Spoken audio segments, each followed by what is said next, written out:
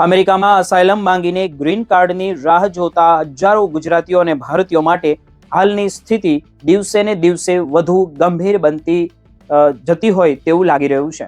એક સમય હતો જ્યારે અમેરિકા પહોંચીને અસાયલમ કેસ ફાઇલ કરનારાઓને આશા રહેતી હતી કે વર્ષો બાદ તેઓને ગ્રીન કાર્ડ મળી જશે, પરંતુ હવે પરિસ્થિતિ સંપૂર્ણપણે ત્યાં બદલાઈ ગઈ છે।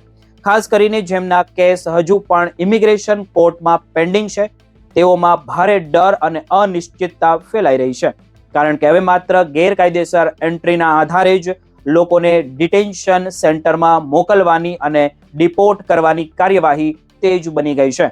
ઇમિગ્રેશન નિષ્ણાંતોનું એવું કહેવું છે કે અમેરિકાની હાલની નીતિઓને જોતા અસાયલમ સિસ્ટમ હવે ખૂબ જ કડક બની રહી છે અને ઘણા લોકો માટે ગ્રીન કાર્ડનું સપનું લગભગ અશક્ય બની ગયું છે।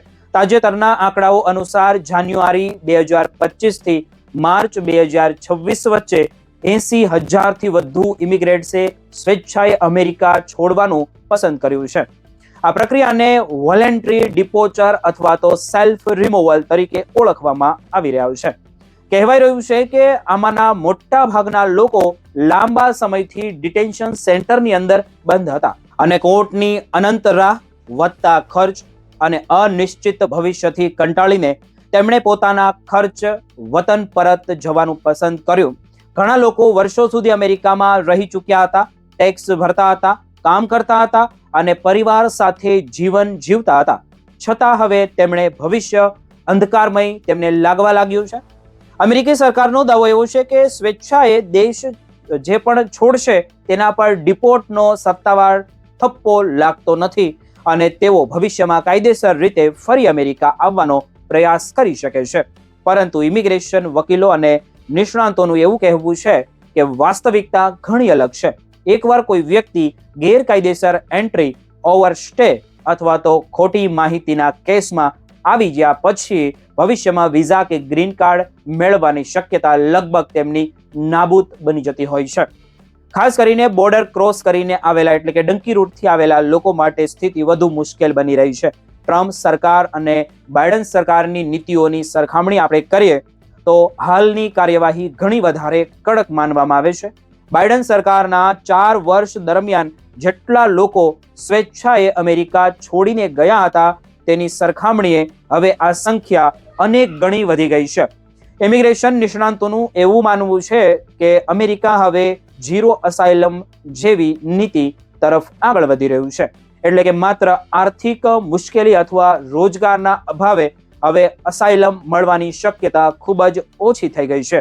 કોર્ટો હવે માત્ર ગંભીર રાજકીય, ધાર્મિક અથવા તો સામાજિક સતામણીના મજબૂત પુરાવા ધરાવતા કેસોને જ મહત્વ આપી રહ્યા હોય તેવું લાગી રહ્યું છે। તમારું શું કહેવું છે તે પણ કોમેન્ટમાં જણાવશો। સૌથી વધુ ચિંતાજનક બાબત તો એ છે કે નિયમિત રીતે કોર્ટમાં હાજરી આપતા અને આઈસમાં ચેક ઇન કરતા લોકોને પણ હવે સુરક્ષિત માનવામાં નથી આવતા। અનેક સ્થળોએ કોર્ટની બહારથી જ લોકોની ધરપકડ કરવામાં આવી રહી છે। ખાસ કરીને ટેક્સાસ, ફ્લોરિડા અને અન્ય રિપબ્લિકન રાજ્યોમાં લોકલ પોલીસ અને ઇમિગ્રેશન એજન્સીઓ વચ્ચેનો સહકાર વધતા સામાન્ય ટ્રાફિક સ્ટોપ પણ જોખમી બની રહ્યા છે। શંકાના આધારે આઈડી ચેક કરીને માહિતી સીધી આઈસ સુધી પહોંચાડવામાં આવી રહી છે અને ત્યારબાદ જોઈએ તો વ્યક્તિને કસ્ટડીમાં લેવામાં આવે છે। હાલમાં સૌથી વધુ મુશ્કેલીઓ તેમની સામે છે જેમની 5 વર્ષની પરમિટ પૂરી થવા આવી રહી હોય અથવા જેમના કેસ હજુ સુધી કોર્ટમાં અટવાયેલા છે। ઘણા ગુજરાતીઓએ વર્ષો સુધી મહેનત કરીને ઘર ખરીદ્યા, બિઝનેસ શરૂ કર્યો અને બાળકોને અહીં સ્થાપિત કર્યા, પરંતુ હવે તેઓમાં ભય ફેલાઈ ગયો છે કે કોઈ પણ સમયે કાર્યવાહી થઈ શકે છે।